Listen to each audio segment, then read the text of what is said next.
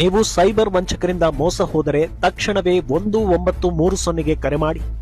ಆದರೆ ನೀವು 1930ಗೆ ಕರೆ ಮಾಡುವ ಮೊದಲು ಇವುಗಳು ನಿಮ್ಮಲ್ಲಿ ಇರಲಿ, ಮರೆಯಬೇಡಿ.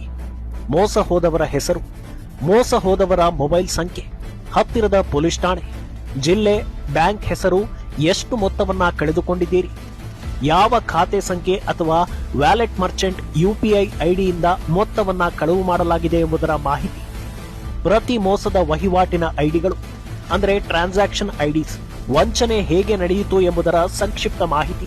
ಆತ್ಮೀಯ ನಾಗರಿಕರೇ, ಈ ಎಲ್ಲಾ ಮಾಹಿತಿಗಳನ್ನ ಸರಿಯಾಗಿ ಮತ್ತು ಆದಷ್ಟು ಬೇಗನೆ 1930ಗೆ ನೀಡುವುದರಿಂದ ಮೋಸಗಾರರನ್ನ ಬೇಗನೆ ಪತ್ತೆ ಹಚ್ಚಲು ಮತ್ತು ಕಳೆದುಕೊಂಡ ಹಣವನ್ನ ಬ್ಯಾಂಕ್ನಲ್ಲಿಯೇ ನಿಷ್ಕ್ರಿಯಗೊಳಿಸಲು ಅಂದರೆ ಬ್ಲಾಕ್ ಮಾಡಲು ಸಾಧ್ಯವಾಗುತ್ತದೆ.